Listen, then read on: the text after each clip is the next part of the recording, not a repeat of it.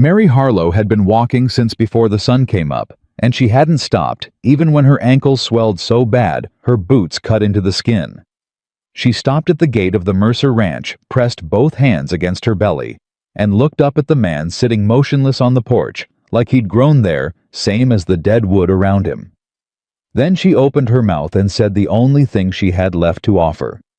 "If I can feed you, mister, let me stay." If this story moves you, please subscribe to our channel and follow Mary's journey all the way to the end. And drop a comment telling us what city you're watching from. I want to see how far this story has traveled. The Kansas summer of 1887 was the kind that broke things. It broke fences. It broke wells. It broke men who'd spent 20 years convincing themselves they were unbreakable. The heat didn't ask permission, and it didn't offer apology. It simply arrived every morning like a creditor at the door, and it stayed until it had taken everything it was owed. Mary Harlow felt every degree of it. She'd been on the road for 6 days. Not walking the whole time, she'd hitched 2 short rides, once on a feed wagon, and once on the back of a buckboard driven by an old woman who hadn't said a single word to her, but had handed her half a biscuit without looking over. Mary had eaten it so fast, she'd nearly choked, and she'd cried afterward, not from gratitude exactly, but from the shame of how hungry she'd been, and how little it had taken to undo her composure. She was 25 years old. She was 8 months along, and she had 31 cents in the pocket of her dress, which she checked every few hours, the way some people check a wound, not expecting improvement, just needing to know the damage hadn't spread. The town of Caldwell hadn't wanted her. She'd understood that the moment she'd walked down the main street with her bag over her shoulder and her belly out ahead of her, like an announcement nobody had asked for. The women on the boardwalk had looked at her, the way women sometimes look at a thing that makes them uncomfortable, not with cruelty exactly, but with the particular coolness of people who've decided that whatever trouble you're in, you brought it yourself. She'd tried the boarding house first. The woman who ran it, a Mrs. Pruitt with a tight gray bun and tighter opinions, had looked her up and down and said, "We don't take women in your condition. It wouldn't be appropriate for the other guests." Mary had asked what condition she meant. Mrs. Pruitt had not answered that. She'd simply closed the door. Mary had stood there a moment on the step, her bag growing heavier on her shoulder, the heat pressing down from above and rising up from the wooden planks beneath her feet. Then she'd straightened her back, shifted the bag, and walked to the next door. The general store owner had been kinder in the way that people are kind when they want to feel like they helped without actually doing anything. He'd let her sit on the crate out front and drink a cup of water. He'd told her there might be work at the laundry on the far end of town. He'd said it with the tone of a man who knew there wasn't but needed to say something before getting back to his business. The laundry had a sign on the door. No help needed. The diner had offered her a meal in exchange for washing dishes, 3 hours of work for a bowl of beans and a heel of bread. She'd taken it without hesitation.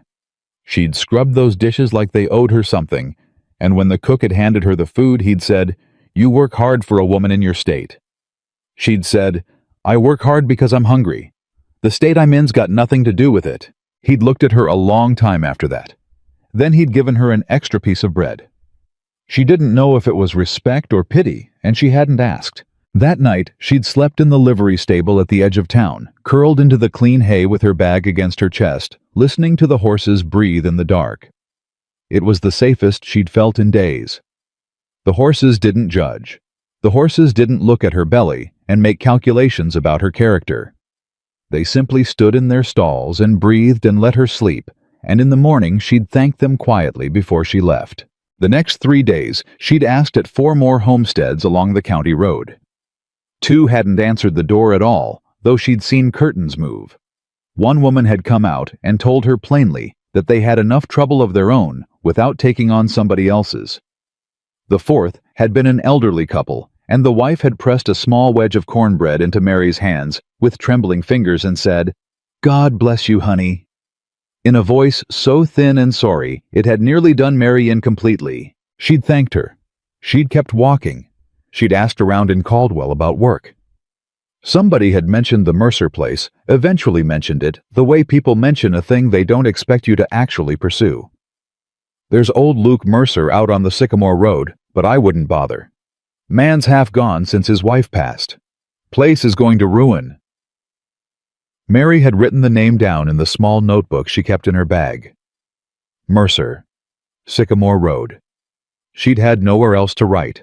The Mercer orchard was the first thing she smelled before she saw it, and what she smelled was rot. Sweet and thick and wrong, the way fruit smells when it's given up. She'd grown up in an orchard back in Missouri before everything fell apart, and she knew that smell the way she knew the smell of rain coming. It meant waste. It meant neglect. It meant that someone had stopped caring about something that used to matter to them. She stopped at the gate and looked at the place. The house was a solid structure built to last, built by hands that knew what they were doing. But the porch needed work, and the fence line along the near side had come apart in two places, and through the gaps in the orchard rows, she could see the ground dark, with fallen fruit peaches split and browning in the heat, buzzing with flies. A season's worth of income rotting in the Kansas sun. She looked at it for a long time. Then she looked at the man on the porch. He was sitting in a straight-backed chair tilted against the wall. His boots crossed at the ankle, his hat pulled down low enough that she couldn't see his eyes. He was younger than she'd expected from the description, maybe 30, maybe a year or two past it. Dark-haired, big through the shoulders. The kind of still that isn't rest, but something else entirely, something closer to stopped. He didn't look up when she opened the gate. He didn't look up when she walked the length of the path to the foot of the porch steps. She stopped there and waited. After a moment, he lifted his chin just enough to look at her from under the brim of his hat. His eyes were gray. They moved from her face to her belly and back to her face without expression. "You're lost," he said. It wasn't a question. "No, sir," Mary said. "I'm exactly where I meant to be." He studied her a moment longer. "Then you made a mistake getting here." "Maybe," she said. "But I'd like to talk before we decide that." He didn't move. He didn't invite her up. He just watched her with those gray eyes that didn't give away much of anything, and she held his gaze because she'd learned a long time ago that looking away first cost you something you couldn't always get back. "I can cook," she said. "And I can work an orchard. I grew up doing it. I know what's wrong with yours from here. The ground fruit needs clearing before it draws more pests, and whatever's left on the trees in the east row is salvageable if somebody gets to it in the next 2 days. Maybe 3, if tonight's cool, but I don't think it will be." He hadn't moved. "I'm not asking for charity," she continued. "I'm asking for a place to sleep meals while I'm working and to stay until the baby comes. After that, I'll go wherever you tell me. I won't be a burden beyond what the work earns, and the work will be worth more than you're paying me." Silence. The flies hummed in the orchard.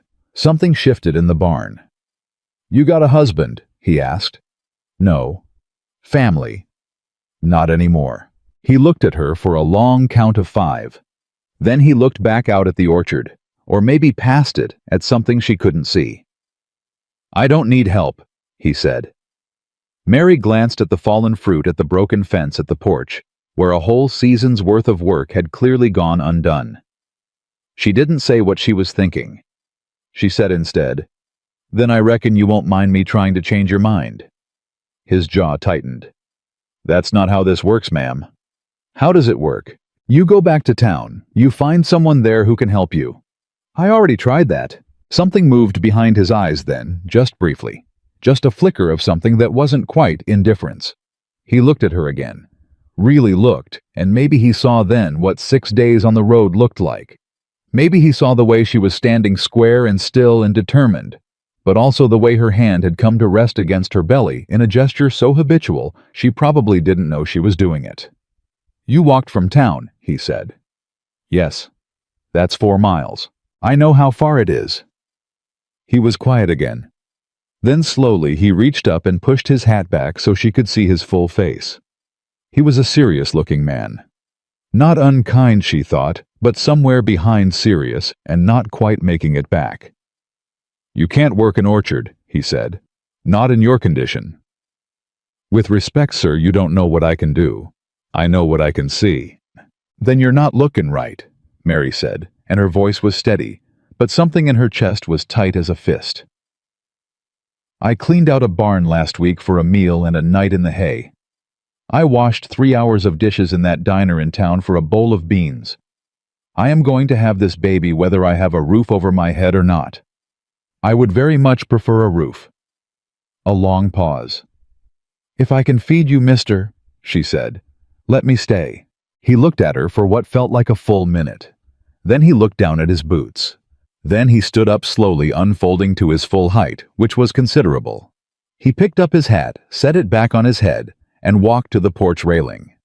He stood there looking out at the orchard, with both hands wrapped around the top rail. The bunkhouse is empty, he said, not looking at her. There's a cot and a lamp. I'll bring water tonight. Tomorrow you can show me what you think you know about my orchard. Mary exhaled. She hadn't realized until that moment how tightly she'd been holding it. Thank you, she said. Don't, he said. I might change my mind. You won't, she said. He looked at her, then over his shoulder, sharp and quick, and she met his eyes without flinching. He held it a moment. Then he turned back to the orchard. Bunkhouse is around the side, he said. She didn't sleep well that first night. The cot was hard, and the summer heat didn't break even after dark, and the baby was restless, turning in ways that made it hard to find a comfortable position. But she lay there in the dark and listened to the sounds of the ranch around her, the horses in the barn, a night bird somewhere in the trees, the distant complaint of something in the orchard she couldn't identify, and she thought, this is enough. For tonight, this is enough. She was up before first light. Luke Mercer was already in the orchard when she got there, standing at the edge of the east row with a lantern in one hand and his expression in the other, which was to say both were guarded and giving off minimal light. He looked at her. You don't have to start today. I want to start today, she said. She pulled the leather gloves from her bag. She'd carried them 6 days for exactly this purpose and pulled them on. The east row first. We clear the ground fruit and check what's left on the branches. If we're lucky, we salvage 60, maybe 70%. He studied her a moment. You know peaches. I know how to keep from losing a season. He didn't argue. He picked up one of the empty crates stacked at the row's end and moved ahead of her into the trees. They worked without talking for the better part of an hour. She cleared the ground fruit methodically, anything that had split, anything that had gone soft, past saving, and moved through the fallen pieces with a focus that cut out everything else. When she found a branch still heavy with good fruit, she called out to him, and he came with the crates, and they worked the tree together, quick and efficient. And she noticed the way he handled the fruit, careful not to bruise it, the way someone handles something they once cared about. After a while, he said without looking at her, Where'd you learn? My father's orchard, back in Missouri. What happened to it? She kept working. Bank took it. Silence. He didn't push. The sun was fully up when they came to the far end of the east row, and she straightened up slowly, one hand at the small of her back.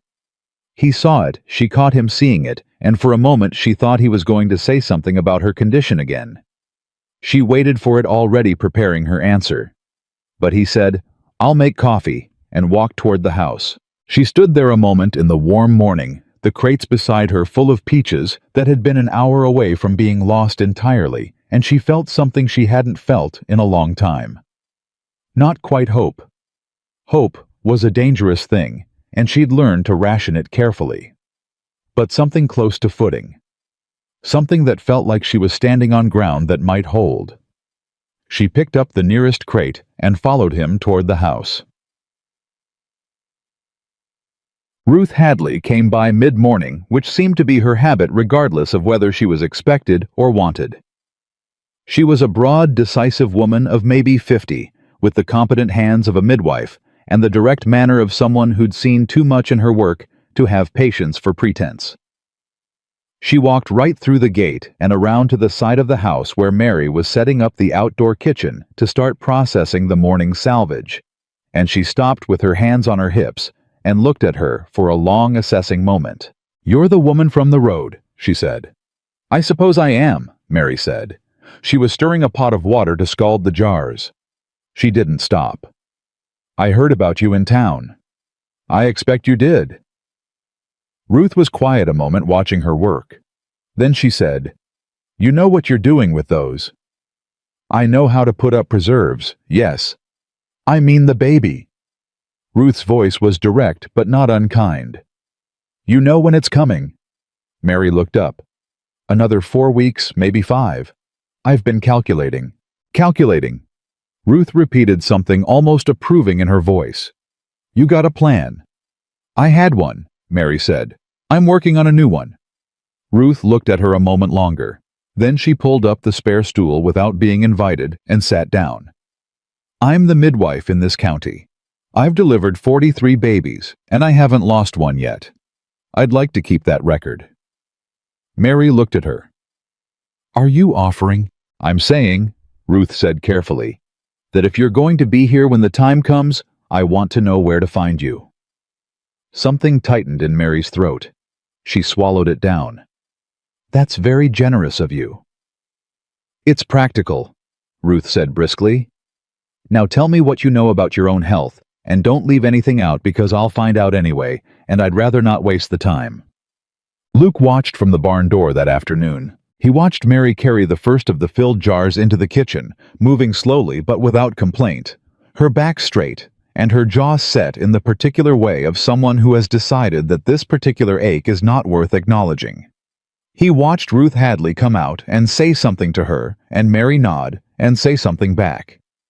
He watched the two of them work beside each other, with the easy efficiency of women who understand the value of another pair of capable hands. He hadn't had another person in this kitchen in 11 months. He hadn't had this much movement in this house in 11 months. He didn't know how he felt about it. He'd gotten practiced at not feeling things, and this woman, this stranger who'd walked 4 miles in the summer heat and stood at the foot of his steps and looked him right in the eye and said, "Let me stay." She was making that practice difficult. Orrin, his only remaining ranch hand, appeared at his elbow. He was a lean, older man who spoke rarely and noticed everything. "She's gonna save that east row," Orrin said. "Looks like," Luke said. "Didn't figure you for the charitable type anymore." Luke didn't answer. "She walked here from town," Orrin said. "Aldous Cole saw her on the road this morning. Said she was carrying that bag like it wasn't even heavy." Luke said nothing. He looked at the kitchen window, then he turned and went back to work. That night he left a plate of supper on the step outside the bunkhouse. Nothing elaborate: beans, cornbread, 2 slices of salt pork. When he came back in the morning, the plate was on the step again, washed clean, and a slip of paper was folded under the edge of it. He unfolded it. In a careful, deliberate hand, it read, "Thank you for supper. I'll have breakfast ready at 6 if you'd like it. M.H." He stood there holding that piece of paper for longer than made any practical sense. Then he folded it up, put it in his shirt pocket, and went to see about the west row of the orchard. The morning of the 3rd day, Aldous Cole came riding up the Sycamore Road like he owned it, which Mary was beginning to understand was precisely the way Aldous Cole moved through every situation he entered. She heard the horse before she saw him. She was at the outdoor kitchen, working down the second batch of preserves, the jars lined up along the board in neat rows, each one a small argument against the waste she'd found when she arrived. She wiped her hands on her apron and turned just as he reined in at the gate. He was a well-dressed man. That was the first thing you noticed about Aldous Cole, not his age, which was somewhere past 50, not his face, which was broad and practiced in the art of appearing reasonable, but the clothes. Out here, where most men wore what held together and what dried fast, Cole wore a proper suit coat even in July. It told you something about him. It told you he wanted you to know the difference between him and you. He looked at Mary the way Mrs. Pruitt at the boarding house had looked at her, and the way the women on the main street of Caldwell had looked at her, that cool, calibrating look that was doing arithmetic she hadn't consented to. "Luke around?" he asked. He didn't get down from the horse. "He's in the orchard," Mary said. She didn't move from the board. Cole looked at the jars. He looked at her.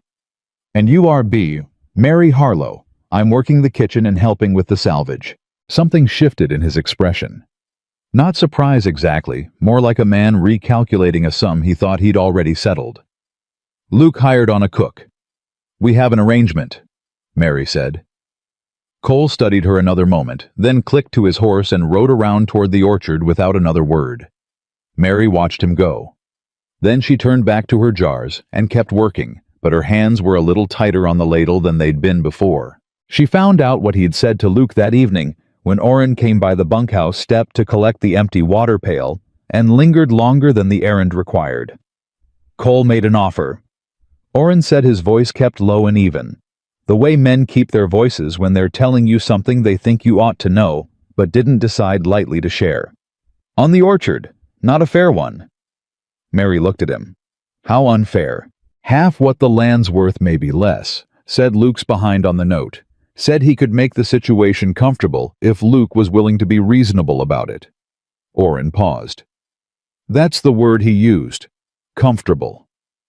Mary knew what comfortable meant when a man like Cole said it. It meant I have already decided the outcome, and I am offering you the courtesy of walking toward it yourself. What did Luke say? She asked. He didn't say much. That's the trouble. Orrin looked at the barn for a moment. Luke don't say much about anything these days. Man used to be different, used to push back. Mary sat with that a moment. How long has Cole been after the land? Since before his wife passed. Eleanor. Good woman. Orrin said it simply with the directness of someone stating a fact they believed mattered. She died in the winter, November. Luke, well, he stopped. That's the only word I got for it. He just stopped. Mary said nothing. You're getting the orchard moving again, Orrin said. That east row alone, Cole could see it from the gate today, and I watched his face when he looked at it. Man didn't like what he saw. He came here expecting to find the same disaster he left last time. And instead he found the jars, Mary said quietly. And instead he found you, Orrin said, and something in his voice was not unkind at all. He picked up the pail and left her to the dark. She thought about it all night. Not with panic. Panic was a luxury she'd trained herself out of months ago, somewhere around the time she'd realized that no one was coming to help her, and she was going to have to think her way through every single problem herself. She lay on the cot with her hands folded over her belly, feeling the baby shift and settle, and she thought about Aldous Cole and what he represented, and what it meant that he'd shown up 3 days after she arrived. She thought about the jars on the shelf. She thought about the east row. She thought about the note Luke was behind on, and what that meant for the season, and what it meant for the roof over her head, which was the thing she couldn't afford to think about too long, because thinking about it too long led to places she needed to stay away from. In the morning, she went to find Luke. He was at the fence line on the north side, replacing the post that had come loose, driving it down with a maul, with the concentrated energy of a man who needed something to hit. She stood back until he'd finished the stroke, then walked up beside him. Cole's going to come back, she said. Luke didn't look at her. He set up the next post. I know. Orrin told me about the note. He stopped. He turned and looked at her. Then, and there was something sharp in it, not anger exactly, but the particular look of a man who's decided certain things are not open for discussion, and has just found someone standing in front of that door. Orrin talks too much, he said. Maybe, or maybe you don't talk enough. She held his gaze.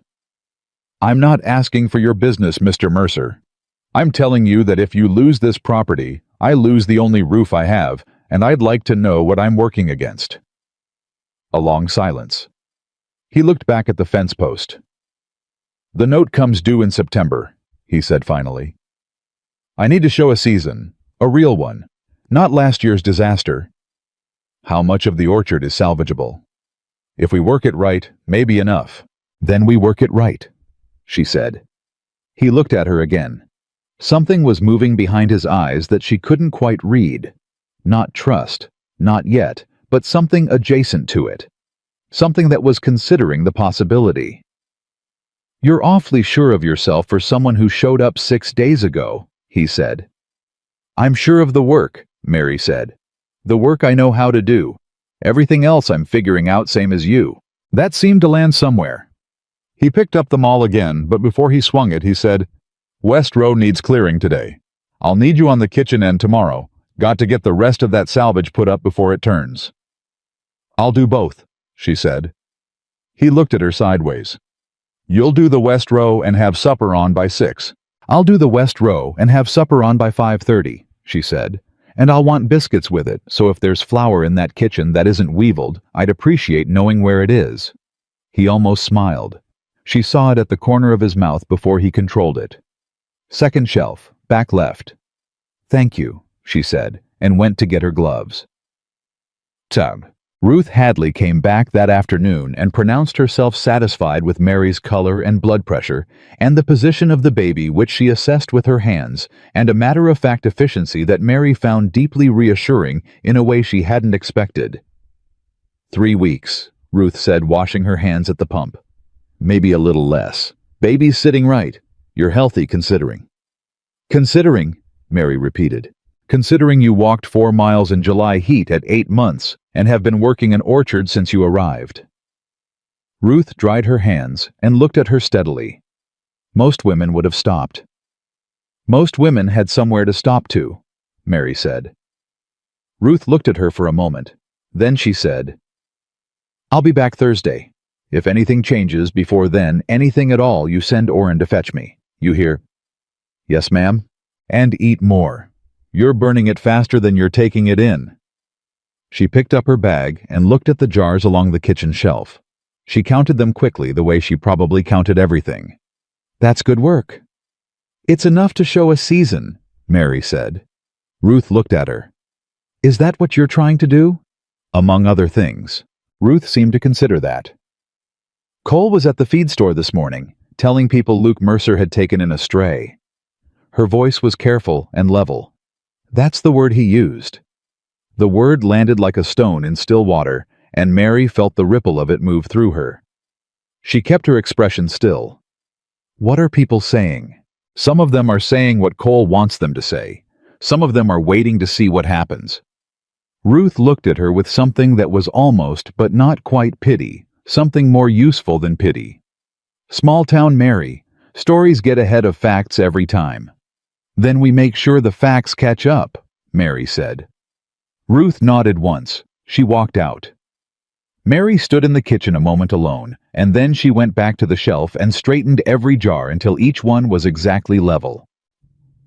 The next twist came on a Thursday, and it came in the form of a letter.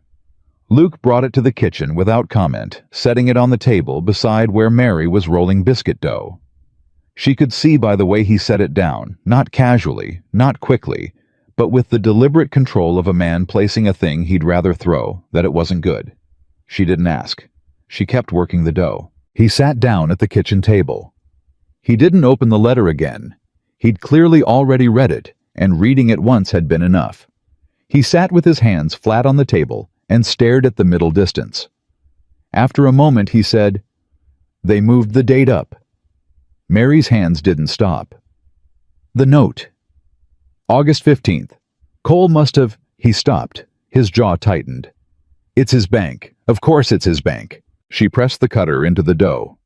How much of a season do we need to show by August 15th? Enough that they can see this place isn't going under. Enough that they've got reason to extend.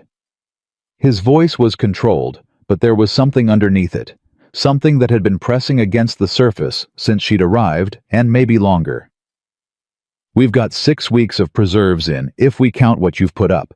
We've got the west row almost clear. If the north section comes back... It'll come back, she said. He looked at her. You don't know that. I know you've been watering it wrong. The soil on the north side drains too fast. You need to hold moisture, not push it through. I've been adjusting it for 4 days. She set the cut biscuits on the pan and looked at him. Give it a week. He stared at her. You've been changing how I water the north section. Yes. Without asking. You weren't asking about the north section. You were avoiding it. She held his gaze. I figured it was easier to fix than to request permission to fix. The silence held for 5 full seconds, and she genuinely couldn't tell which way it was going to break. Then Luke said very carefully, And you couldn't have mentioned this. I'm mentioning it now. Another pause. Then he made a sound that was not quite a laugh, but was in its general neighborhood, and he looked away and rubbed his jaw and said, "You are the most—" and then didn't finish it. "The most what?" she said. He shook his head. "Never mind." She put the pan in the oven. "August 15th is 6 weeks. We can do 6 weeks." He was quiet for a moment. He said. "Yes," she said without looking at him. "We." 5 days after the letter arrived, Aldous Cole came back. This time he got down from his horse. Mary was on the porch sorting through the last of the supplies she'd inventoried when she saw him ride in, and she didn't move from where she was sitting. She kept sorting. She heard him tie the horse at the post. She heard his boots on the path. She heard him stop at the foot of the steps. "Miss Harlow," he said. His voice was the same as before, smooth and even, the voice of a man who'd practiced being underestimated by no one. "Mr. Cole," she said. "Luke around. He's working. I can take a message." Cole looked at her for a moment. He looked at the jars she'd brought out to check the seals on lined up along the porch rail. He looked at the mended section of fence he could see from where he stood, which Orrin and Luke had fixed 2 days ago, with lumber she'd suggested they reclaim from the old shed rather than buy. "You've been busy," he said. "That's the arrangement." He put one hand on the porch post and tilted his head, studying her with the look of a man who's decided he needs to understand a complication before he can remove it. "How long you planning to stay?" "That's between me and Mr. Mercer. I'm asking because I'm curious about the situation here." He smiled. It was a practiced smile. "Luke's been through a rough stretch. I'd hate to see anyone take advantage of that." Mary set down the jar she was holding very carefully. She looked at him. "Is that what you think I'm doing?" she said. "I think you're a woman in a difficult position who found a man in a vulnerable one, and I think those two things combining isn't always." "I think?" Mary said, keeping her voice level by an act of considerable will, "that you came here today to see how close you are to getting this land, and instead you found something you didn't expect. And I think that bothers you a great deal more than my situation does." Cole's smile didn't drop exactly, but something behind it shifted. "You're direct. I don't have the luxury of being otherwise." They looked at each other for a moment. Then Cole straightened, tugged his coat, and said, "Give Luke my regards," and walked back to his horse. Mary watched him ride out, and then she sat back down and picked up the jar she'd set down, and her hands were completely steady, and she was very proud of that. Luke had heard most of it. He hadn't meant to. He'd come around from the barn side when Cole's horse arrived and heard the voices and stopped. He'd listened to all of it from the corner of the house, close enough to step in, if necessary far enough, that she'd been the one to handle it. She'd handled it. When Cole was gone, Anne Mary had gone back to her sorting, as though nothing more notable than a passing cloud had occurred. Luke walked around to the front and came up the steps. He stood at the other end of the porch and looked at the jars along the rail. "You didn't have to do that," he said. She glanced at him. "He came when you weren't here. It needed handling." "I mean the way you did it." She set down another jar. "What way?" He thought about it. "Like you already knew what he was going to say before he said it." "I've met men like Aldous Cole before," she said simply. "He'll be back." "I know. And next time, he'll be less polite." "I know that too." She looked at him steadily. "Are you telling me to be worried?" "I'm telling you to be careful." Something in her face shifted just slightly, not softening exactly, but something in the set of it, the angle. "Is that concern, Mr. Mercer?" He looked at her a long moment. Then he said, "The biscuits burned last Tuesday. You might want to check the oven." She turned immediately and went inside, and he heard the oven creak open, and then her voice muffled from inside the kitchen. "They did not burn. They are perfectly fine," and that was a transparent attempt to change the subject. He stood on the porch and looked at the empty road where Cole's horse had been, and he thought about the jars on the rail, and the north section, and the letter with the moved-up date, and the way she'd stood her ground at the foot of his porch steps 10 days ago, and looked him in the eye and refused to leave. He didn't know what he thought about any of it. That wasn't entirely true. He knew exactly what he thought about some of it. That was the problem. The north section came back that same week, just as Mary said it would.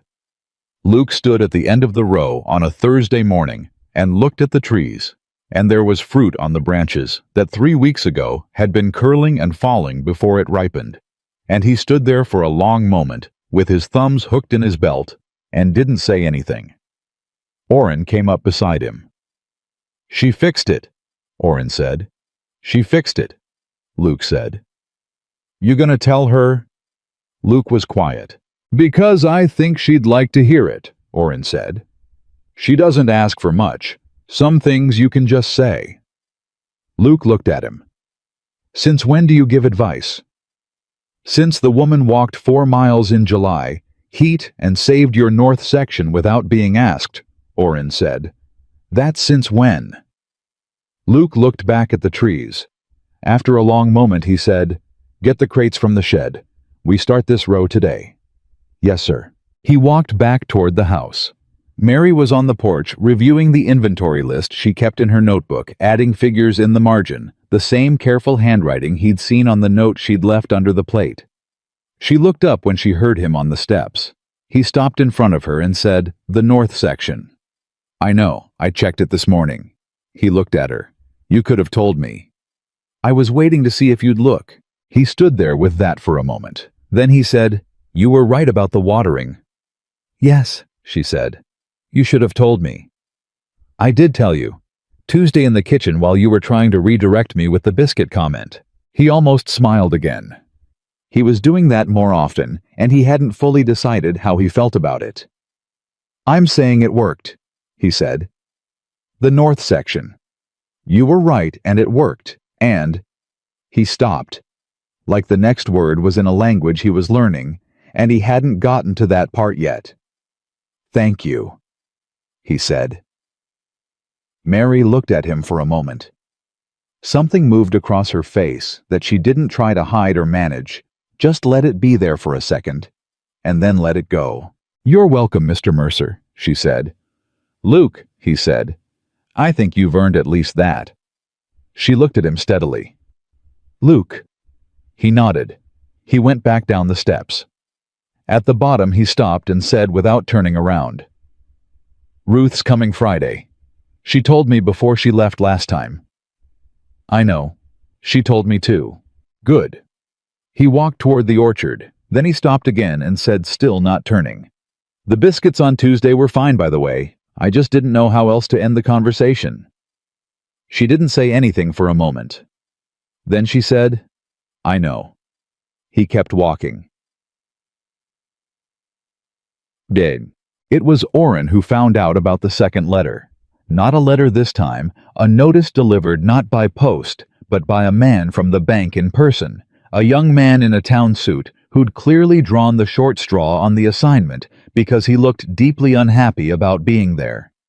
He'd handed it to Orrin at the gate because Orrin was the first person he'd found, and Orrin had read it, standing right there at the gate, and then walked it directly to the kitchen where Mary was working. He set it on the table without preamble. "They're sending an assessor," he said, "week after next, to determine the value of the property." Mary read it, then she read it again. "That's Cole moving faster than he said," she said. "Yes, ma'am." "An assessor comes out here, what does he see?" Orrin thought about it. "Depends on when he comes and what we've done by then." "We have 10 days." "Yes, ma'am." She folded the notice carefully and set it on the edge of the table. "Where's Luke?" "West fence line." She was already moving toward the door. "Get the crates from the north shed. All of them. And ask Luke to come to the kitchen this evening. I need both of you at the table." Orrin watched her go. He stood in the empty kitchen for a moment, looking at the jars on the shelf, and the notice on the table, and the door she'd just walked through, and then he went to get the crates. That evening, when the three of them sat at the table together for the first time, Mary laid out what she knew, like a general briefing troops.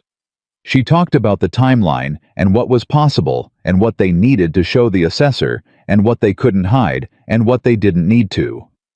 She talked about it practically without drama, with the same steady intelligence she brought to everything, and Oren listened and nodded, and Luke sat across from her with his hands wrapped around his coffee cup and watched her speak with an expression she didn't try to read. When she was done, Luke said, "You've been thinking about this a while." "Since Cole's first visit," she said. "That was before the letter." "Yes." He was quiet for a moment. "Why?" She looked at him directly. "Because I don't intend to lose this roof, and I don't think you intend to lose this land, and it seemed like someone needed to start thinking about what happens next." She paused. "I didn't know if you were ready to." He looked at her for a long count. Then he set down his cup and said, "Tell me what you need from me." And that Mary thought might have been the most important thing he'd said since she arrived. 10 days. Mary wrote it at the top of her notebook page and underlined it twice, and then she got to work. She divided the tasks the way her father had taught her to divide an orchard in crisis, not by what felt most urgent, but by what would show the most result for the time invested. The preserves were already ahead of where they needed to be. The north section was producing again. The east row was clear and crated. What was left was everything that a man coming to assess the value of a struggling property would see when he rode in and made up his mind in the first 30 seconds, the way men always did. She talked to Luke that morning over coffee standing at the kitchen counter, because neither of them had fallen into the habit of sitting while there was still something to be done. "The fence on the south side," she said. "The gatepost and the section by the road. That's the first thing he'll see." Luke nodded. "I can do that today." "The shed roof is visible from the main path. It doesn't need to be perfect, it needs to not look like it's surrendering. Oren can handle the shed. And the orchard itself, I need you to walk it with me this afternoon and tell me honestly what's producing and what isn't, because I need to know what we're showing and what we're working around." He looked at her. "Working around. I'm not asking you to lie to the man. I'm asking you to put what's strongest in front of him first." She looked at him steadily. "That's not dishonesty. That's sense." He considered it. "All right. And Luke..." She paused. He waited. "When he comes, let me be here." He didn't answer immediately. She could see him working through it, the part of him that ran private and solitary, pushing back against the practical reality of what she was suggesting. "You think it'll matter," he said. "I think a working kitchen, a full shelf, and a woman running both of them tells a story about this place that an empty house doesn't." She held his gaze. "I think Cole is counting on him seeing the empty house version." Luke looked at the shelf, at the jars, at the notebook on the table with her handwriting across every page. "Be here," he said. The next 8 days moved fast and hard. Oren patched the shed roof on day 1 and repaired the south gate post by midday. Luke walked the orchard with Mary that first afternoon, and she asked questions he hadn't thought to ask himself in months. Which trees were on their 3rd year versus their 5th? Which rootstock had the stronger water retention? Whether the soil on the east side had been amended in the past 2 seasons. He answered what he could. For the things he didn't know, she wrote question marks and circled them. And somehow even that felt less like failure and more like accounting. On day 3, she started cooking in volumes that alarmed him slightly. He came into the kitchen mid-morning to find her with 3 pots going and a 4th one waiting, and the smell of it filled the whole house in a way it hadn't. He stopped himself before finishing that thought. But it was true. It filled the house the way it used to when Eleanor had been the one in this kitchen, and the feeling that produced in him was complicated, and he set it down somewhere he could examine it later and focused on the task at hand. "What is all this?" he asked. "Demonstration," she said without looking up. "I'm putting up 4 more varieties this week. Apple butter from the Hendersons' Windfall. Ruth told me they had more than they could use. Tomato preserves from Oren's kitchen garden. Peach honey from the East Row." "You went to the Hendersons. Ruth took me yesterday while you were on the fence line." She looked up briefly. "I should have told you. I'm sorry. But Sarah Henderson gave me 2 full bushels and didn't ask for anything except that I send along word when the baby comes." He stood in the kitchen doorway and looked at the organized industry of it all.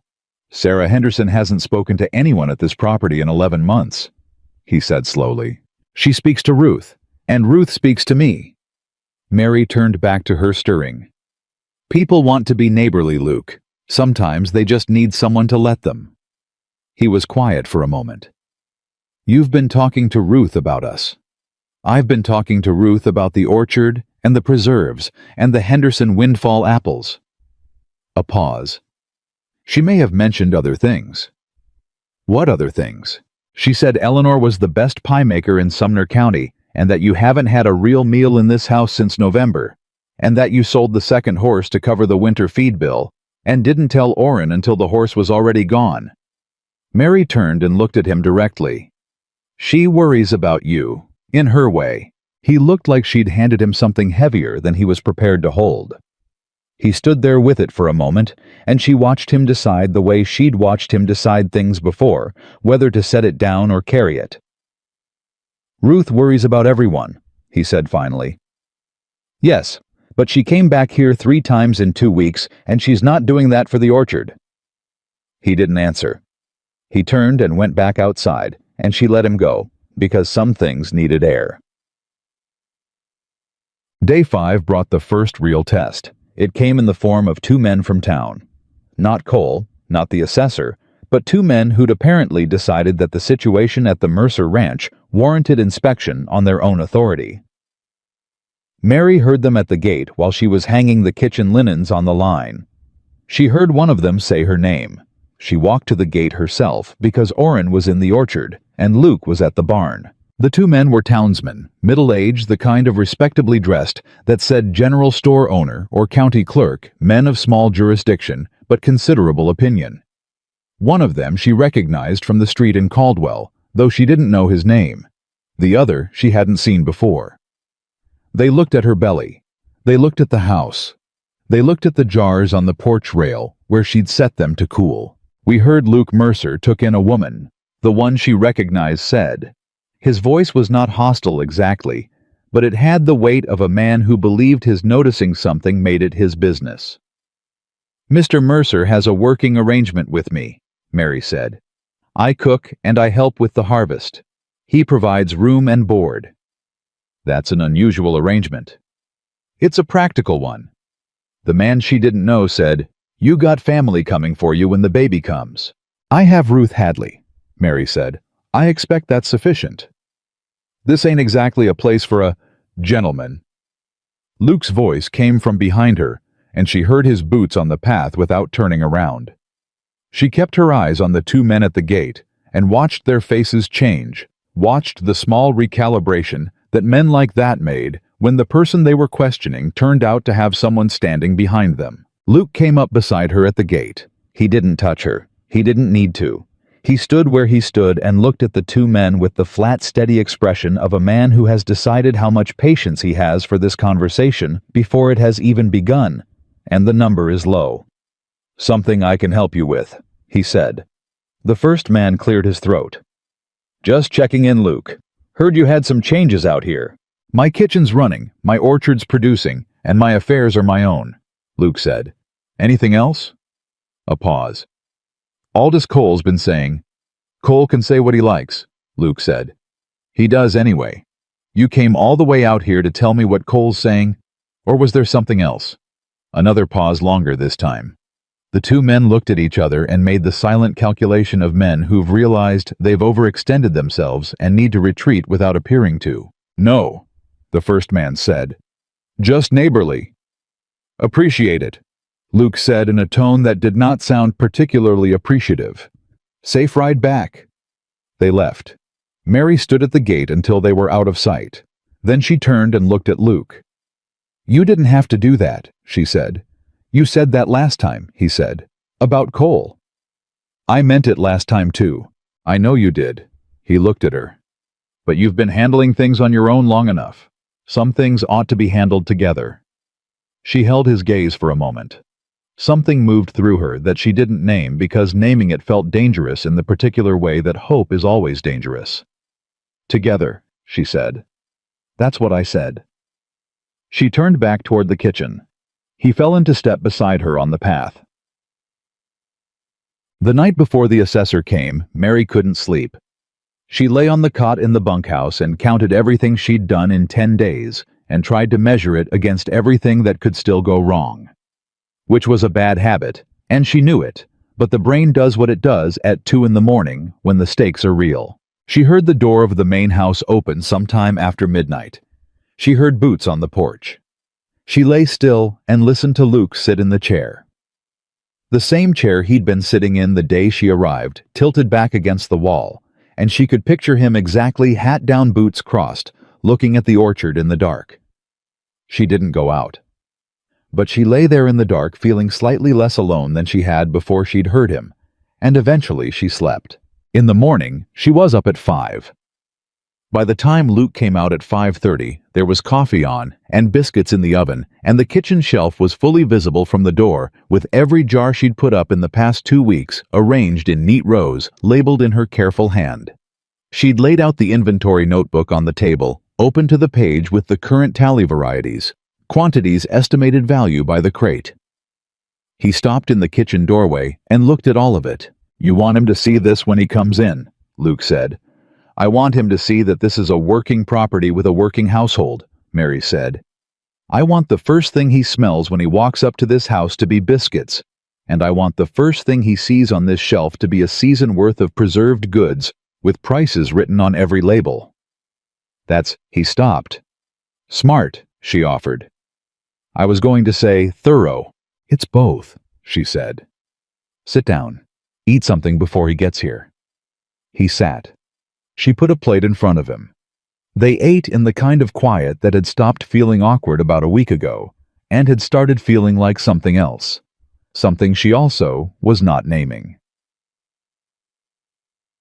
The assessor arrived at 9. His name was Hartwell, and he was a methodical man of about 45 who carried a leather satchel and a clipboard, and the particular expression of someone who has been doing this long enough that he's stopped being surprised by anything. He shook Luke's hand at the gate and nodded at Mary when Luke introduced her as Mary Harlow, who manages the kitchen and the preserve operation. Hartwell looked at her. He looked at her belly. He looked at the porch. "That's a considerable shelf," he said. 14 varieties, Mary said. "I can give you the full inventory if you'd like it. I've been keeping records since I arrived." He looked at Luke. Luke said, "She keeps better records than I do." Something in Hartwell's expression shifted, small, almost invisible. But Mary had been reading faces carefully for 25 years, and she caught it. He was recalibrating. He'd come here with a picture in his head, the picture Cole had probably painted for him of a failing property, with a desperate owner and a complicated situation. He was looking at something that didn't entirely match that picture. "I'll need to walk the orchard," he said. "Of course," Luke said. "Orrin can take you through." "I'd like you with me." "All right." They went. Mary stayed in the kitchen. She didn't pace. Pacing was indulgence, but she moved from the shelf to the table to the window and back again, straightening things that were already straight, checking seals that she'd already checked. She listened to the sounds from the orchard, voices too distant to make out boots on the dry ground. Ruth arrived at 9:30 unannounced and apparently unbothered about the timing. "I heard the assessor was coming," she said, letting herself in the kitchen door with the ease of someone who'd decided she was welcome here and hadn't asked for clarification. "How are you holding?" "Fine," Mary said. Ruth looked at her. "How are you actually holding?" Mary sat down at the table.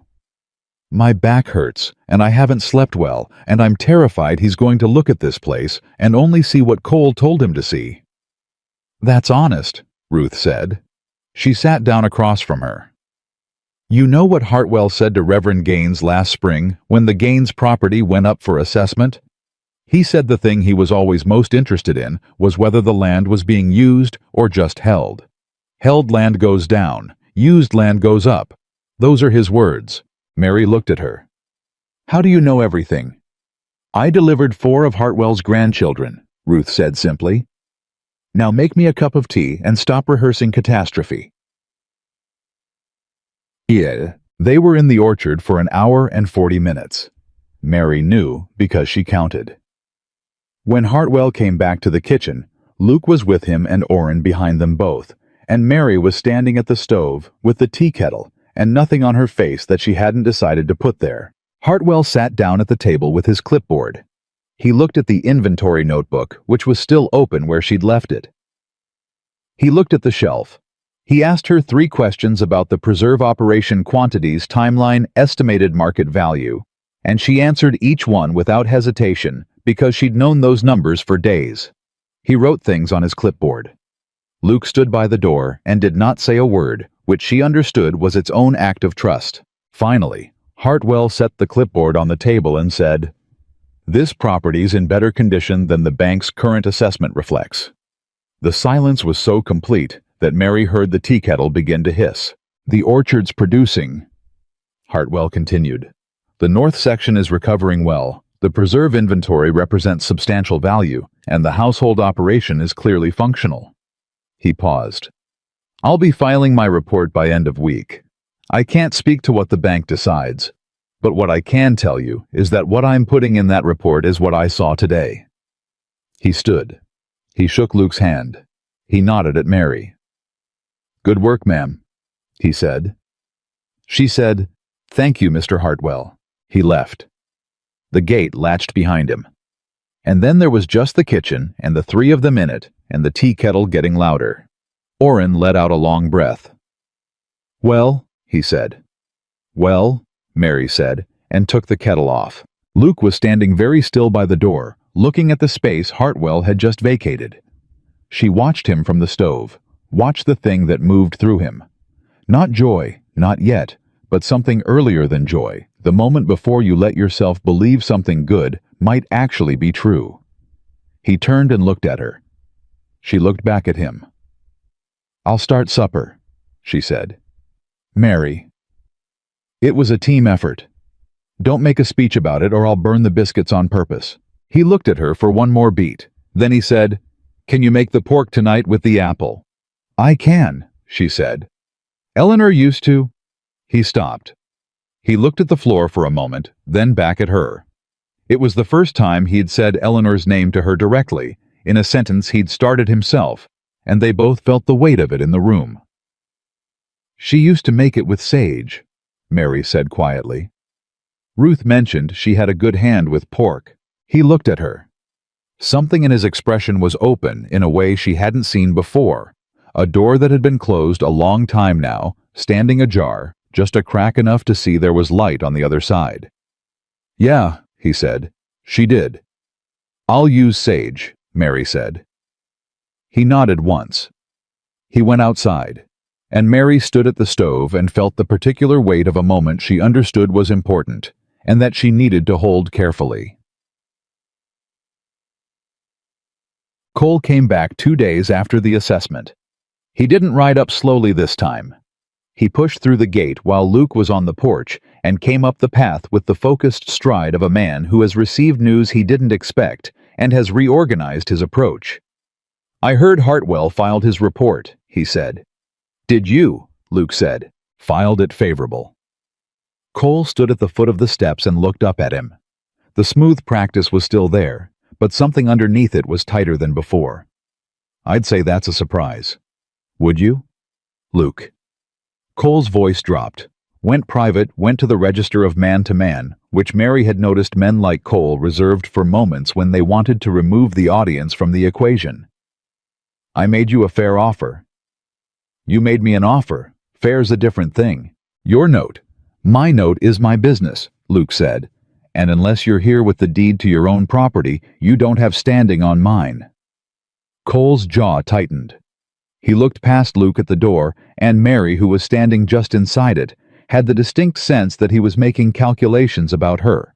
Specifically what she represented, how to remove her from this equation, how much of the change in Luke Mercer he was attributing to her presence. "That woman," Cole said, his voice still low, "is not what you think she is."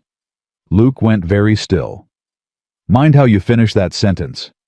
I'm saying you don't know her. She showed up out of nowhere. She's got no family, no husband, no history. Anyone in this county can speak to. You don't know what she wants." "I know what she's done," Luke said. "That's more than I know about most people." "Luke, she fixed my north section." His voice was quiet and absolute. "She put up 14 varieties in 2 weeks. She walked 4 miles in July heat and offered to work for a roof over her head, and she did exactly what she said she'd do. Every single day." He looked at Cole steadily. "I know exactly what she wants. She wants what she earned. And I aim to see she gets it." Cole stood there for a long moment. The calculation was still running behind his eyes, but the terms had changed, and he knew it. And he knew that Luke knew it, and the knowing sat between them in the summer heat like something that had been decided. "This isn't over," Cole said. "It rarely is," Luke said. "Safe ride home." Cole left. This time he didn't look back. Mary stepped out onto the porch. Luke didn't turn around. He was still looking at the road. "You heard all of that?" he said. "Yes?" "You all right?" She considered giving him the practical answer, the one about how she'd heard worse and would hear worse again, and she wasn't the kind to be rattled by a man in a town suit with a practiced smile. She considered giving him the honest one instead. "I will be," she said. He turned then. He looked at her, and she looked back at him, and what happened in that moment wasn't a declaration or a gesture or anything that could be put into plain language. It was just two people on a porch in the Kansas summer, understanding something about each other that they hadn't said out loud, and might not say out loud for a while yet, but that was in the room between them now and wasn't going anywhere.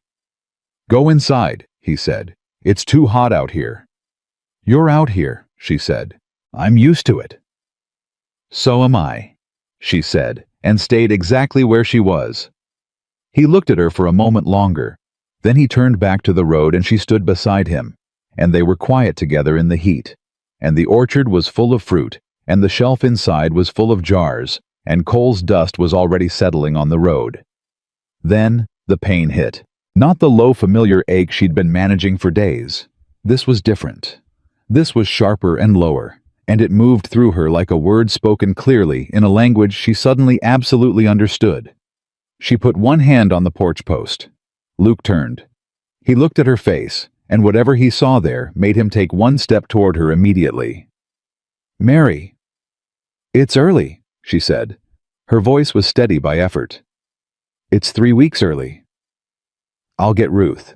"Luke." Another wave, and this one didn't ask permission.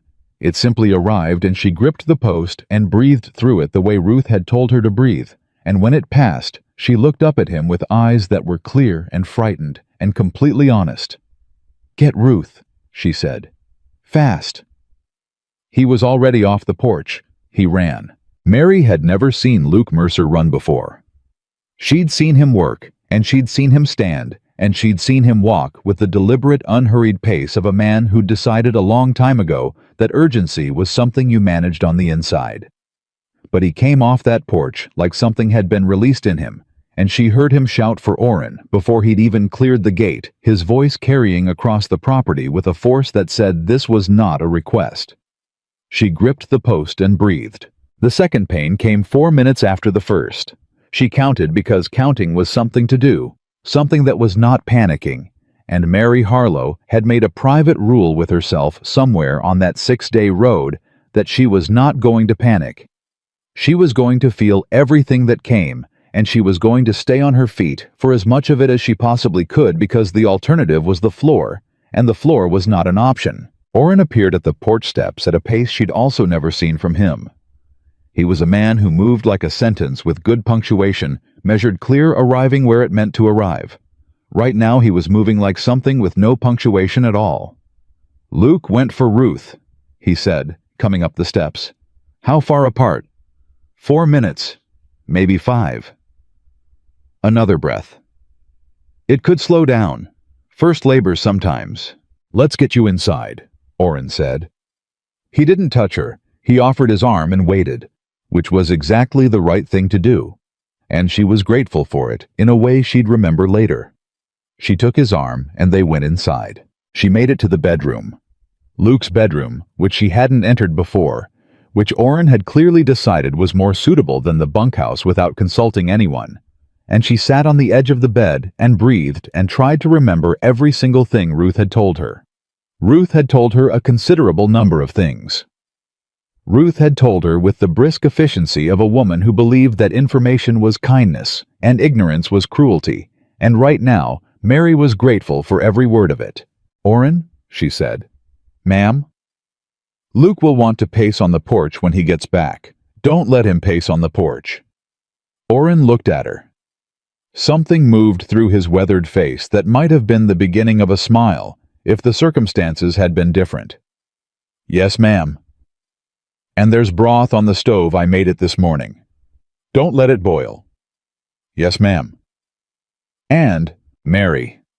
He said her name the first time he'd ever said just her name without the ma'am, and the plainness of it cut through the noise in her head better than anything formal could have. "Ruth's going to come. You're going to be all right. Just breathe." She breathed. The third pain came, and she breathed through it, and when it passed, she looked at the ceiling of Luke Mercer's bedroom and thought about the north section, and the jars on the shelf, and the way he'd looked at the road after Cole left, and she held on to all of it like rope. Ruth arrived in 40 minutes. Later, Mary would learn that Luke had ridden to Ruth's place at a pace that made Oren's uncharacteristic speed look leisurely.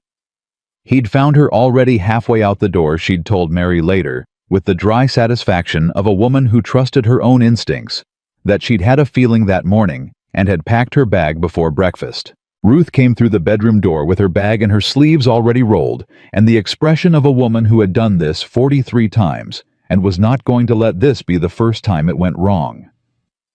She looked at Mary. She took both her hands. She said, "Good girl. You waited for me." "I didn't have much say in it," Mary said. "You always have some say."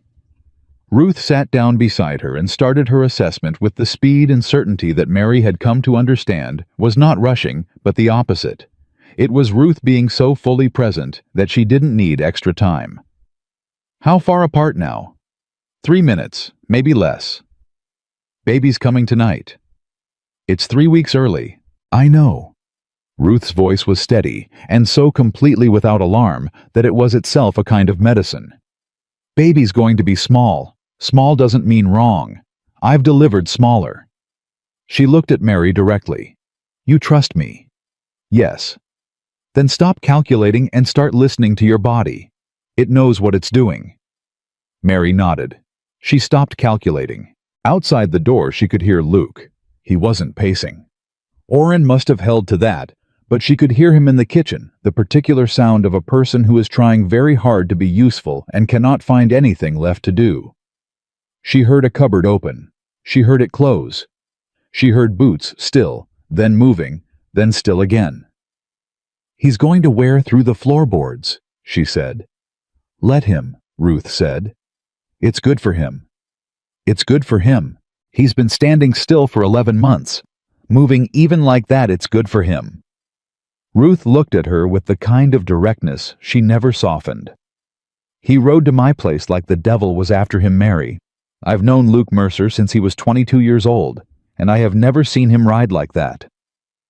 Mary didn't answer, because another wave came and took all her attention, and when it passed, she was holding Ruth's hand considerably harder than she'd intended to. "There you go," Ruth said. "That's the real work starting." It was a hard 4 hours. Mary didn't scream. She'd decided she wasn't going to, not because she was trying to be impressive, but because screaming felt like spending something she needed to keep.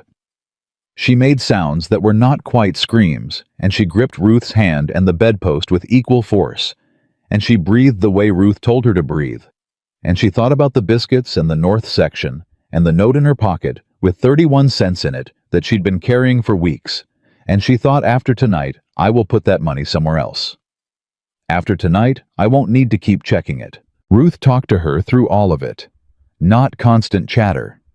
Ruth wasn't a chatterer, but the steady, practical voice of a woman providing navigation. "This is normal. That's right. You're doing it right. Keep going. Almost."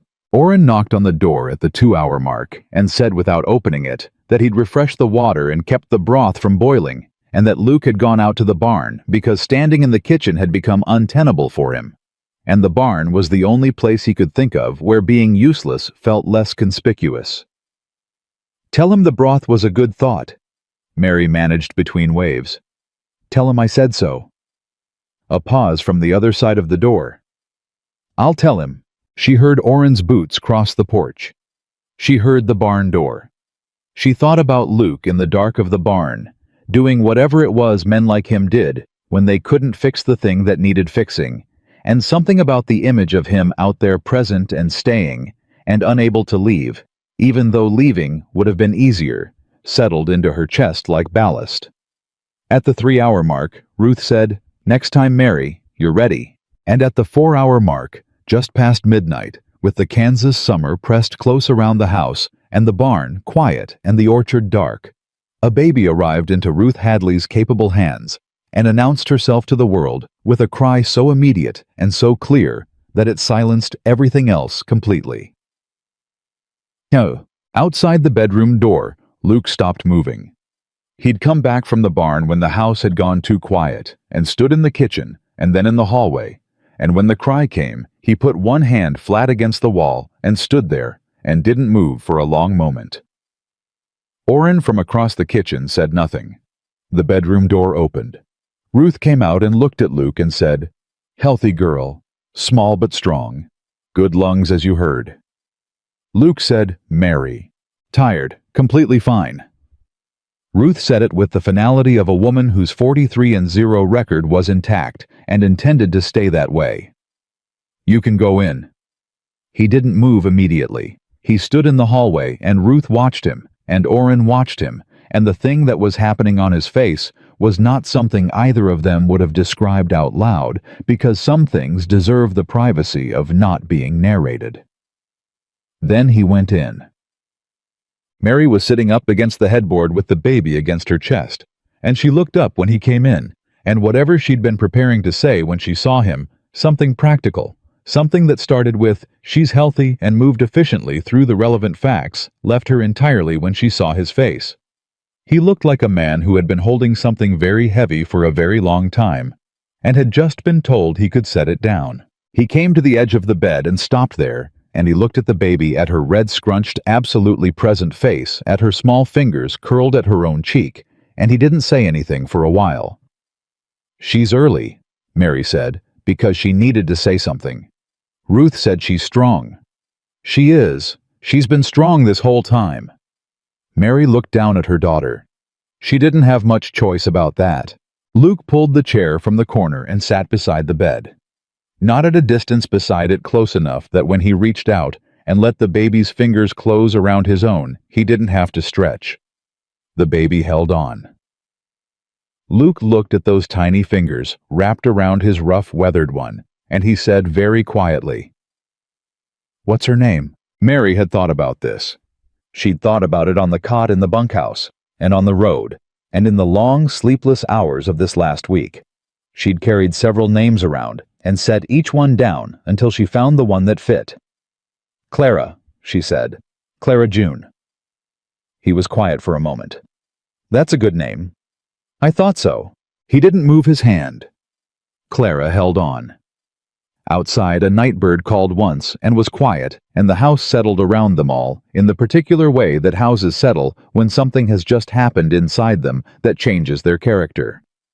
After a while, Luke said, "You should sleep." "I know. Ruth's going to stay tonight." "I know that too." He sat back gently, withdrawing his hand from Clara's grip, and he stood. He stood there beside the bed for a moment, and she looked up at him from the pillow, and he looked down at her, and the thing between them that had been growing for 3 weeks without either of them naming it was very present in the room right now. "Thank you," he said. "For what?" "For staying." A pause. "For making me let you." She looked at him steadily. "Thank you for letting me." He nodded once the way he nodded when a thing was decided. Then he said, "I'll have coffee ready at 6 if you want it."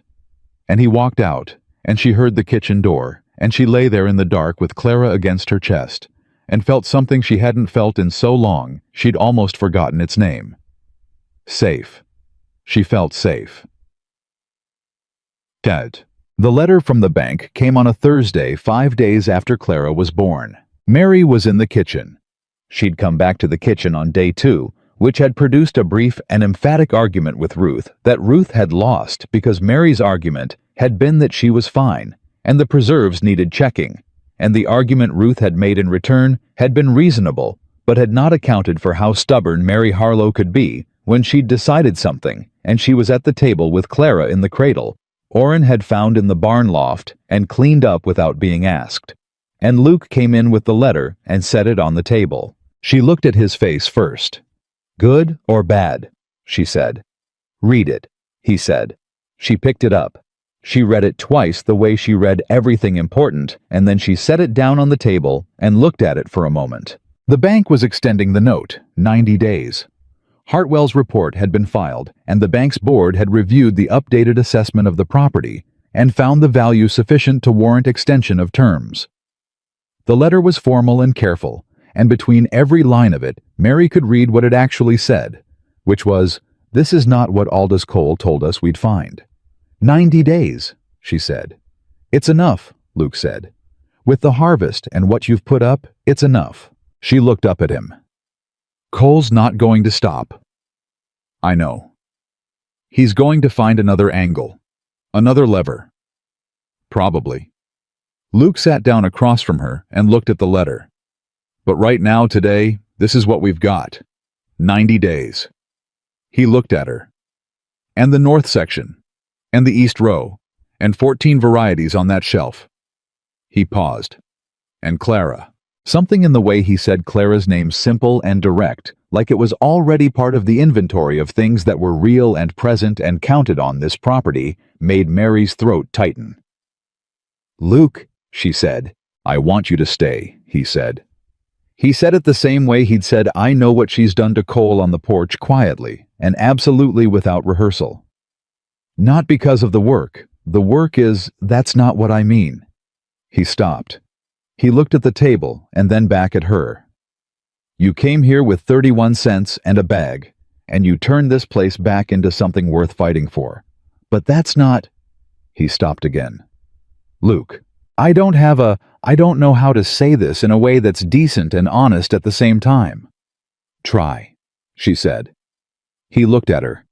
"I don't want you to go when Clara's older. I don't want you to go at all. And I know what people will say, and I know Cole will use it, and I know you didn't come here looking for Luke." He stopped. "I came here," she said carefully, "with 31 cents and a bag and no plan past tonight. I have never in my life wanted something permanent so badly that I was afraid to want it." She looked at him steadily. "I want it." He was quiet for a moment.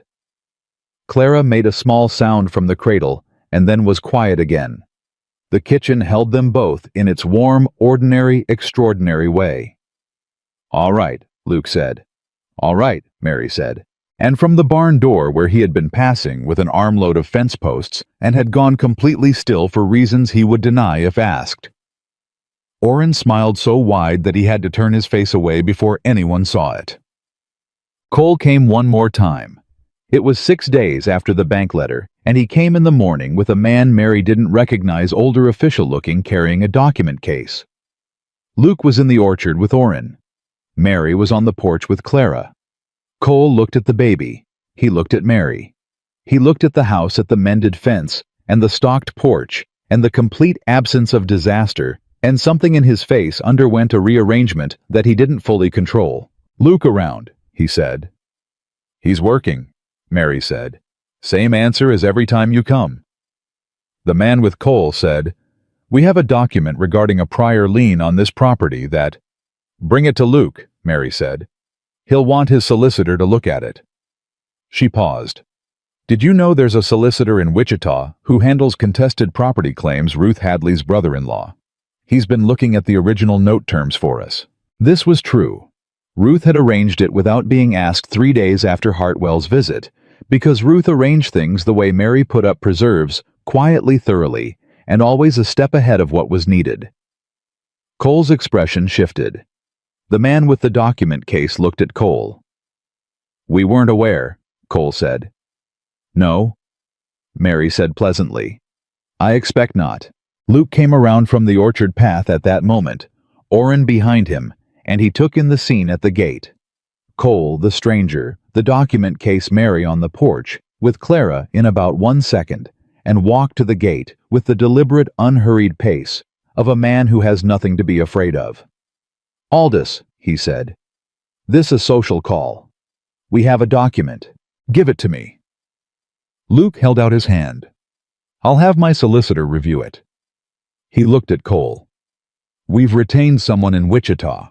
Did Mary mention—" Cole looked at Luke. He looked at Mary. He looked at the gate, the fence, the house, the jars visible through the kitchen window. He looked at Clara in Mary's arms. He took a long breath. "I'll be in touch," he said. "Looking forward to it," Luke said. Cole turned and walked to his horse, and the man with the document case followed him. And this time, when they rode out, Mary noticed that Cole didn't look purposeful. He looked like a man who had been planning to arrive at a place and has found upon arriving that someone else got there first.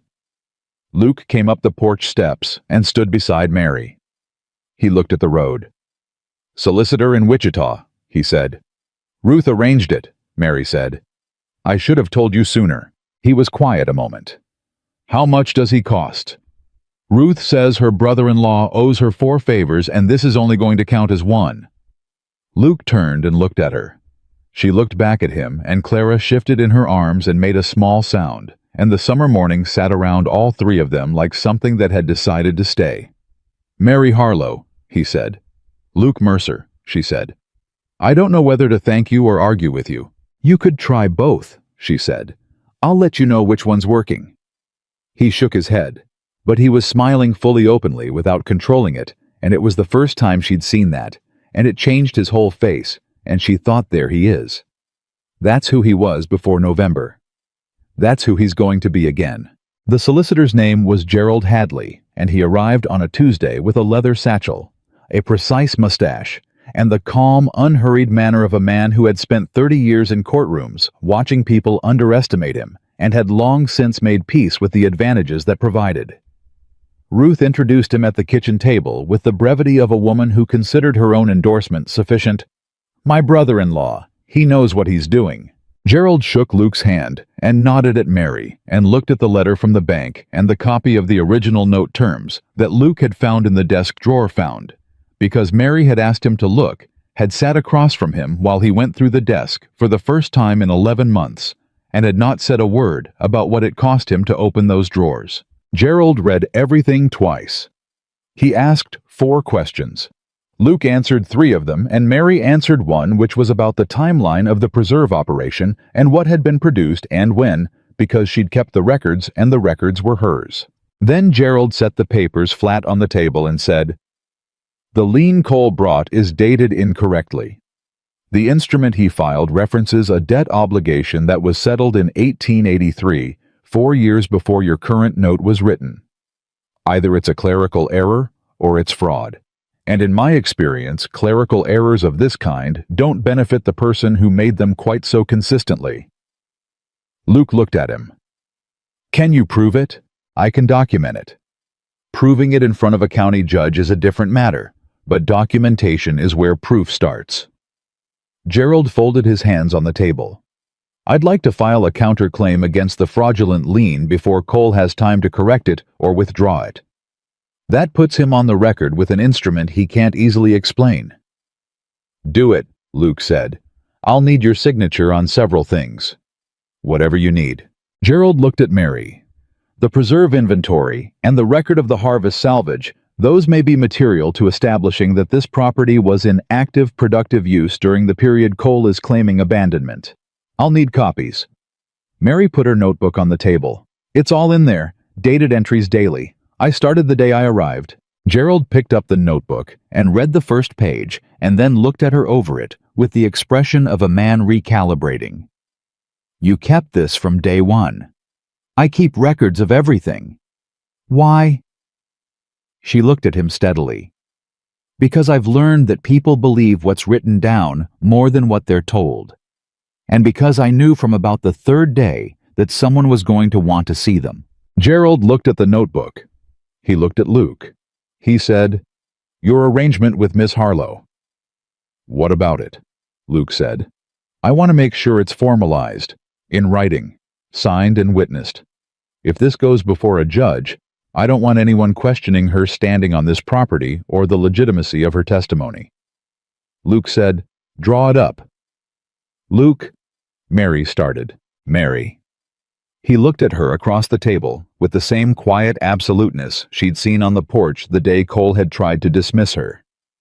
"You've been here 6 weeks.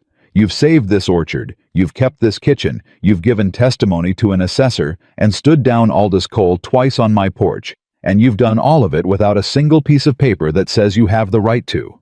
That ends today." She looked at him. Gerald looked at his satchel with the diplomacy of a man who understood when to find something else to examine. "All right," she said. "All right," he said. Ruth from the corner said nothing, but she set her teacup down with a precision that communicated satisfaction better than words could have. Gerald filed the counterclaim on a Thursday. By Friday, word had moved through Caldwell the way word always moved in a small Kansas town, not like news, but like weather arriving everywhere at once and changing the temperature of every room it entered. Mary knew it had happened when Sarah Henderson came to the gate on Saturday morning with a covered dish and the particular expression of a woman who has decided that the time for waiting to see which way a thing goes is over, and she'd like to be on the right side of it before the outcome is settled. "I brought a pie," Sarah said. She was a small, spare woman of about 60, with quick eyes and efficient hands, and she'd given Mary 2 bushels of apples 5 weeks ago without asking for a thing. "Apple. I heard what Gerald Hadley filed." "Come in," Mary said. Sarah came in and set the pie on the kitchen table and looked at the shelf and counted the jars. The way everyone counted the jars, because by now the shelf was something people talked about, not in the elaborate way that legends get built, but in the plain, factual way that people talk about things they can see with their own eyes and can't dismiss. "People are talking," Sarah said. "I expect they are," Mary said. "Some of them are saying Cole's been running this county too long. Some of them have been saying it for a while, but saying it quiet." Sarah sat down at the table. Gerald's filing gave them something louder to say it about.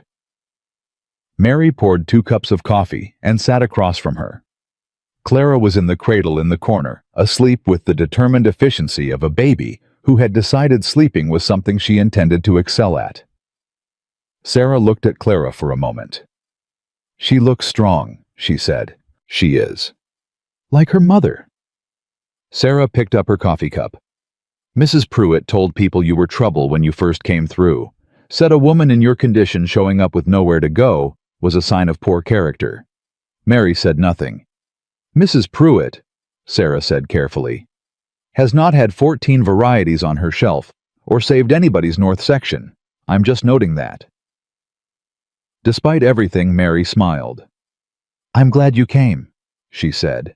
"I should have come sooner," Sarah said simply. "We all should have."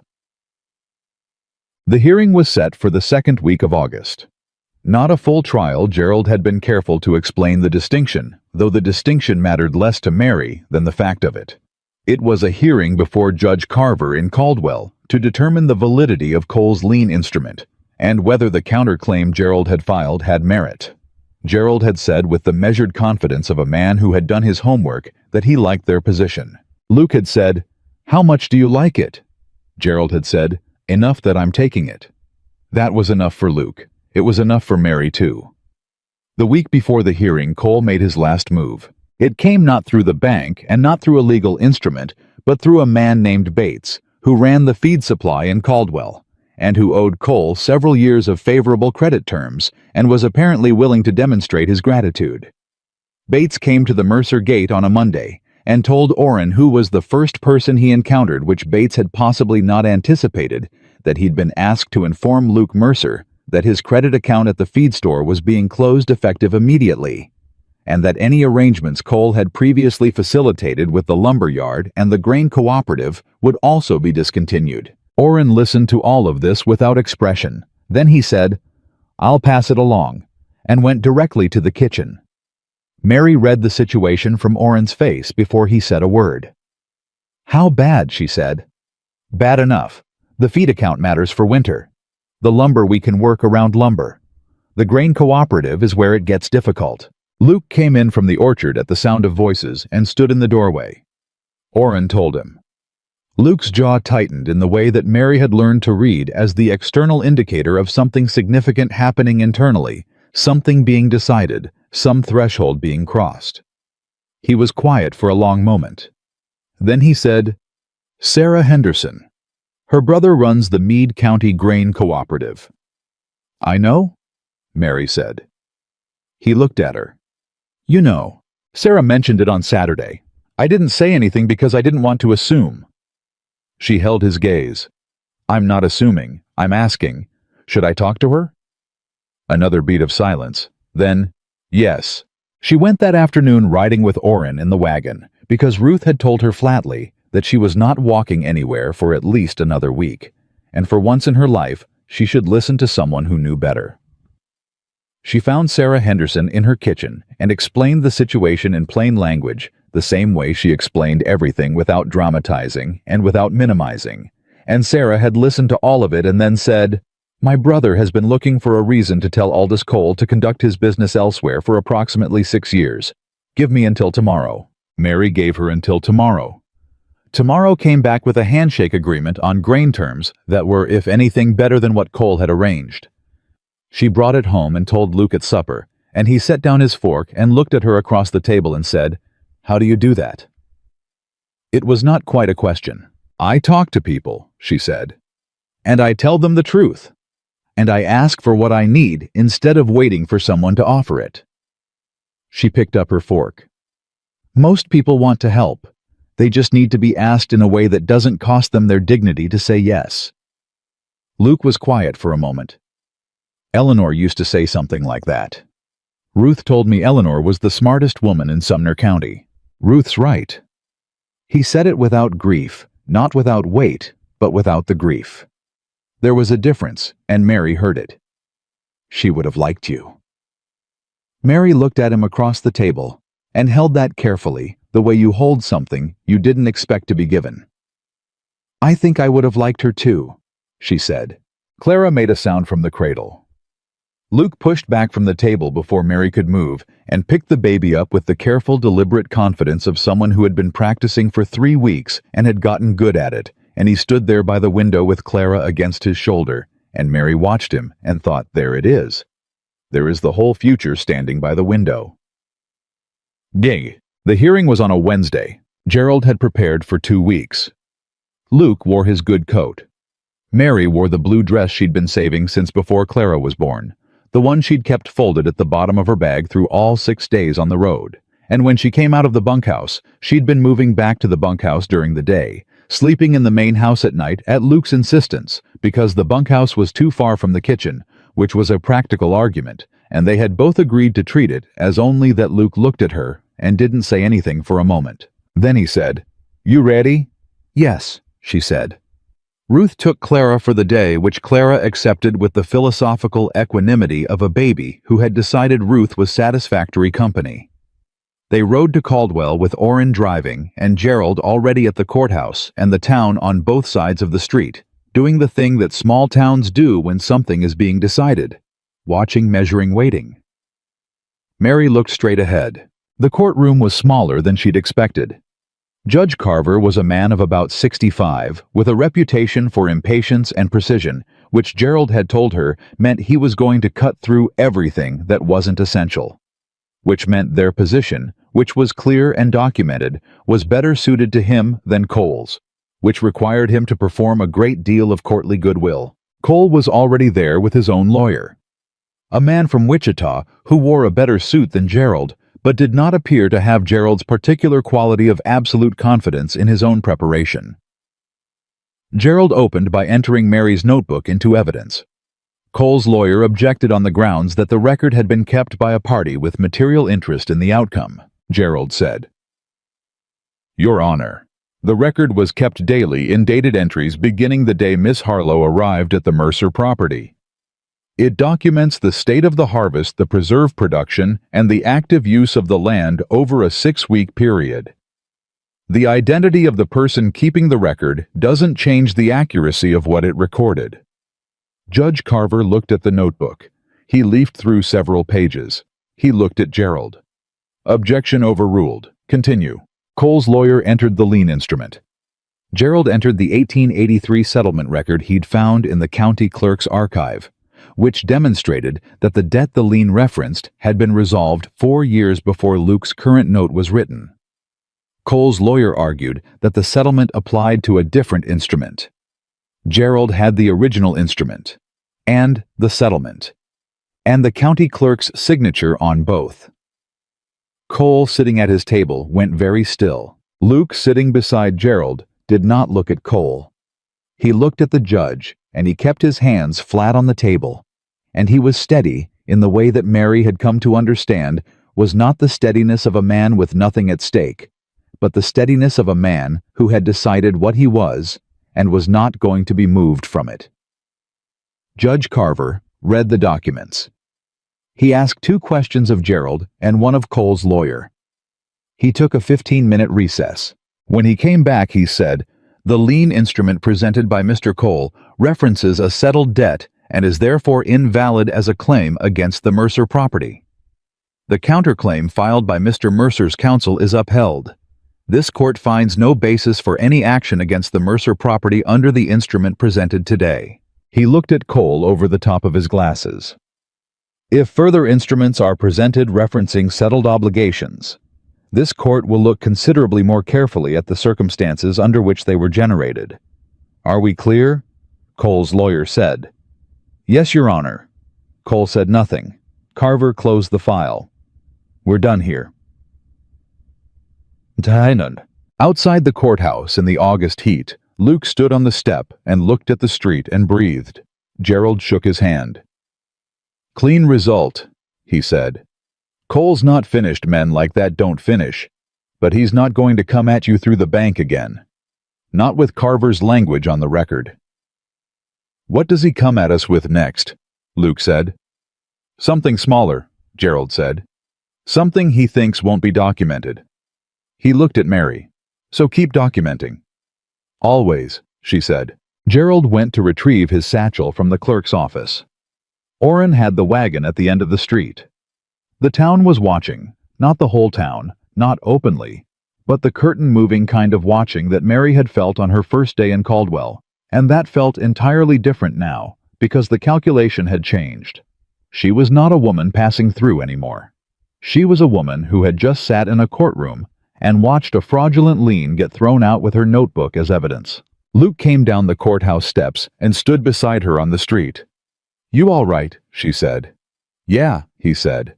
And then after a moment, "Cole looked at you when Carver ruled. Did you see?" "I saw." "He knows," Luke said. "He knows the notebook was the thing that settled it. Your records." "I know." "You knew it would come to that." She looked at him. "I knew it might. So I kept good records." He shook his head slowly, not in exasperation, but in something that was adjacent to wonder. "From day one," he said. "From day one," she confirmed. He looked at her for a long moment on that street with Caldwell around them, and August pressing down from above, and the orchard waiting at home, and Clara waiting with Ruth, and 90 days of grace in the bank that were going to be enough, because she had already decided they were going to be enough. He looked at her the way he'd looked at the north section the morning it came back like something he'd stopped expecting and was now recalculating how to account for. Then he said, "I'd like to ask you something." "Ask," she said. He took a breath. "I'd like you to stay. Not as an arrangement. Not as a cook or a harvest hand or the woman who keeps the records." He stopped. He looked at the street and then back at her. "I want you to stay as my wife, if you'll have me, and this place, and everything it still needs." The street was quiet around them. Mary looked at him and thought about 31 cents in a dress pocket and 6 days on a Kansas road and a gate she'd opened without knowing what was on the other side of it. She thought about the north section and the jars and the notebook and a baby's fingers wrapped around a rough and weathered hand. She thought about a note left under a clean plate. "I'll have breakfast ready at 6 if you'd like it." She thought about all the doors that had closed before this one opened. "Yes," she said. "I'll have you. And this place. And everything it still needs." He reached out and took her hand, right there on the main street of Caldwell, Kansas, where Mrs. Pruitt's boarding house was 2 doors down, and Cole's bank was at the far end, and every curtain in town was doing exactly what curtains do. He held her hand, and she let him, and it was not a small thing, and they both knew it. Orrin from the wagon seat looked up at the sky with the expression of a man who has been waiting a considerable amount of time for something and is very relieved it has finally arrived. September came and the harvest came with it. The note was settled in the 3rd week of the month, paid from the season's production, the crated east and north rows, the preserved goods that Ruth had helped Mary sell through 3 county contacts, and the Henderson network, the apple butter and peach honey that Sarah Henderson had told 2 women about, and those 2 women had told 4 more. Gerald filed the satisfaction of the note with the county clerk and sent Luke a copy with a short note in his precise handwriting that said simply, "Record clear. Well done." Luke tacked it to the wall inside the kitchen door. Mary saw it every morning. Cole made no further moves that season. Gerald's assessment had been correct. Something smaller might come, something that thought it wouldn't be documented. But nothing came that fall. Maybe he was regrouping. Maybe Carver's language had given him cause to consider his position. Maybe Mary thought he had simply looked at the shelf and the notebook and the record on the county clerk's wall and done the arithmetic on what it would cost him to come at them again, and decided the sum wasn't in his favor. Either way, the land stayed. Ruth came every Thursday. Sarah Henderson came on Saturdays sometimes. Orrin stayed, which had never been in question, but which Luke told him formally, and by name, standing in the barn with his hat in his hands, that he was grateful for. Orrin had said, "Don't make a speech about it," in exactly the same tone Mary used when Luke was about to say something she didn't want him to feel obligated to say. And Luke had laughed, actually laughed, and Orrin had gone back to his work, and that had been that. Clara grew. She grew the way babies grow when they've decided they have somewhere to be, fast and determined, and with increasing opinions about everything.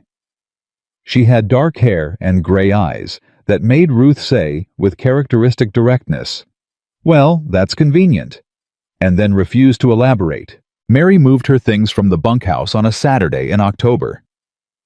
Not many things. She'd arrived with a bag, and she'd added to it carefully only what was earned and needed. But she moved them into the main house with deliberate intention, each item placed where it would be used, the notebook on the kitchen shelf beside the jars. Clara's baby clothes in the drawer that Luke had cleared without being asked, her own few dresses in the wardrobe that still held some of Eleanor's things, and that Luke had sat beside the night before quietly for an hour, and that Mary had sat beside with him, not saying anything, just being present, because some things don't need words, and some people don't need to be alone in them. They were married in November in the Caldwell church with Ruth and Gerald and Orrin and Sarah Henderson and 14 people who had not been there at the beginning, but who had watched what happened and decided they wanted to be on record as having been there at the end. Judge Carver did not attend, but sent a note which Gerald read aloud at the small supper afterward that said, "Congratulations to both parties. Keep good records." Mary laughed at that. Really laughed, the kind of laugh that belongs to a person who has been through enough. That joy, when it finally arrives, comes out with full force and does not apologize for itself. Luke kept the note. He put it in the desk drawer, the same drawer he'd opened in the dark in October, with her sitting across from him, and he put it on top of the first note she'd ever left him, the one that had been folded under the clean plate on the bunkhouse step, the one he'd put in his shirt pocket all those weeks ago and never mentioned again. She found it there later, the 2 notes together, and she stood with the drawer open for a long moment, looking at them. Then she closed the drawer and went back to the kitchen where Clara was awake and making her opinions known, and Luke was trying to negotiate with a 4-month-old, which was not going especially well. "She's not going to compromise," Mary said, picking Clara up. "I'm starting to see that," Luke said. "She gets it from her mother," Mary said. "I know," he said. "I'm counting on it." Mary looked at him. He looked back at her. And outside, the Kansas November pressed close around the house, and the shelf was full, and the land was theirs. And every door that had ever closed on Mary Harlow had led without exception to the one that finally opened. And that door had led her here, to this kitchen, to this man, to this life that she had built with her own 2 hands from nothing but 31 cents, and the unshakable conviction that her labor was worth something, and her presence was worth something, and she was worth something, whether anyone opened a door for her or not. She had knocked. She had stayed. She had made herself impossible to turn away, and that had made all the difference.